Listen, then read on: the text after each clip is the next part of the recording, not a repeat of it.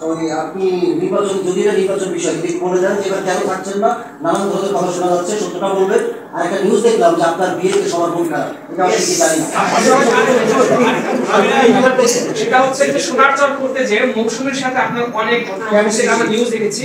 তো আজকে দেখলাম যে মৌসুমী এখন নেই, পরিচালক করেছেন আমেরিকাতে আছে।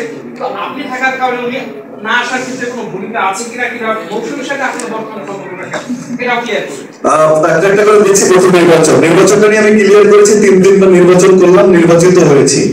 আমার যেহেতু বাবা মা নেই, আমি মাকে হারানোর পরপরই নির্বাচনটা করেছি। আমি বোনের কাছে মানুষ, আমার বোন একটাই বোন, যার কাছে মায়ের আদর পেয়েছি, মায়ের শাসন পাইনি, বোনের শাসন পেয়েছি। যার কারণে 18 বছর 25 বছর তার সাথে সন্তানের মতো আমার থাকার পরে কিন্তু তার 2টা সন্তান হয়েছে।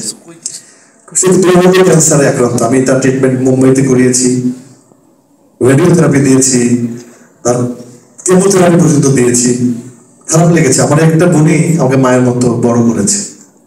তো সে বোন হাত ধরে কোনোদিন কোনো অনুরোধ করেনি। এবার আমি যখন বাবা মার মৃত্যুবার্ষিকীতে গিয়েছিলাম বৃহস্পতিবার 2 সপ্তাহ আগে, তখন আমার ভাইয়েরা বসে 2টা ব্যাপারে আমাকে অনুরোধ করেছিল, যে একটা বিয়ে করার জন্য আর এমডিসি শিল্পী সমিতি নির্বাচনটা না করার জন্য। নোংরামি হয়েছে, আপনারা দেখেছেন যে নির্বাচিত হওয়ার পরও বসতে পারি নাই। কি নোংরামি করছে একটা মেয়ে চেয়ারের জন্য, কি বাজে ব্যবস্থা করছে। এনিওয়ে, তো সেখান থেকে আমি বললাম যে বিয়েটা কোনোভাবে আমি স্লিপ করে বের হয়ে গেছি, যেহেতু আমি বিয়েটা এখন মানসিকভাবে প্রস্তুত না বিয়ে করার জন্য।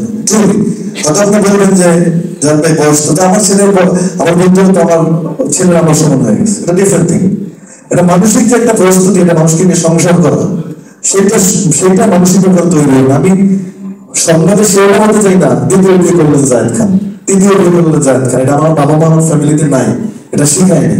তাহলে সর্বোচ্চ বিদ্যাপীঠে পড়ে ভালো একটা করে জন্মে, সেটাই সবার মধ্যেই করি, পার্থক্য কি থাকলো? যার জন্য আমি বিয়েটা এড়িয়ে রেখেছি, নির্বাচনটা কথা দিয়েছি আমি করবো না, এটা অন্তত। সে কারণে আমি নির্বাচন থেকে সরে দাঁড়িয়েছি। আমি প্যানেল গুছাতে চেয়েছিলাম, পরে আমি প্যানেল থেকে সরে দাঁড়িয়েছি আগেই বলে করেন যে আমি নির্বাচন থাকছি না বা নির্বাচন করছি না।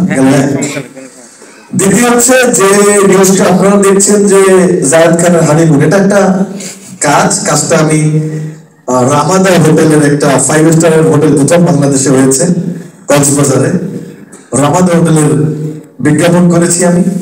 সেই বিজ্ঞাপনে সিনটা এরকম হানিমুনে যায়, পুরোটা বললাম না, সেটা একটা টিভি খুব শীঘ্রই আসবে টিভিতে, ওটাকে নিউজ করেছে যে জায়েদ খান হানিমুনে। তো এটা কার্ড আকারে দিয়েছে, পুরোটা পড়েনি। তখন অনেক মেয়েরা এটা নিয়ে কান্নাকাটি করছে, আমাকে অনেক মেয়েরা এসএমএস দিয়েছে যে আমাদেরকে এরকম হৃদয়টা ভেঙে না দিলেও পারতেন। কোন মেয়ে লিখেছে আপনাকে বলেছিলাম চিরকুমার থাকতে, মেয়ে বলেছে কালকে থেকে কিছু খাইনি। অনেক ঘটনা। আমি সবাইকে রিপ্লাই করছি, কারণ তো মার্কেটটা থাকবে না, পড়ে যাবে মার্কেটটা, ইজ্জত থাকতেছে না। তো আমার এলাকার মেয়র যিনি মামা বর্তমানে পিরোজপুরে, তিনি আমাকে হঠাৎ করে কালকে ফোন করে বললো ভাই না কংগ্রাচুলেশন। তাই মনে বলছি কালকে সিনেমা রিলিজের খবর যাবো নাকি, মানে আমি কেন মামা বলে বিয়ে করলাম, আমার বাবা মা নাই, আমি তো বাবার মতো, আমি তো একটা জানতে পারতাম। আমি বললাম সারছে কাজ। তো আমি বললাম যে মামা এটা একটা বিজ্ঞাপনে, সিরিয়াস তো মামা একটা বিজ্ঞাপনে, এইটা খুব রিলিজ হবে, এখানে ওরা ওরকম নিউজ করেছে, হেডিং দিয়েছে জায়েদ খানে হানিমুন বা বিয়ে। আশ্বস্ত হয়েছে। গ্রাম থেকে আমার মামা তো চাচাতো যারা ভাই আসছে, সবাই আমার বোনের কাছে কমপ্লেন করতেছে, আমরা একটু দাওয়াত পাইলাম না, একটু বউটার মুখও দিতে পারলাম না, কিছু তো একটা দিতাম, চুরি দিতাম, কিছু একটা দেওয়ার চিন্তা। গ্রামের মানুষটা বোঝে না, মানে জিনিসটা মুখে মুখে রয়ে গেছে, কানে হাত না দিয়ে ছেলের পেছনে চলছে, সবাই মনে করছে আমার বিয়ে হয়ে গেছে। এবং সামথিং ইজ ভেরি সিরিয়াস, যে আসলে মনে ঘটেছে।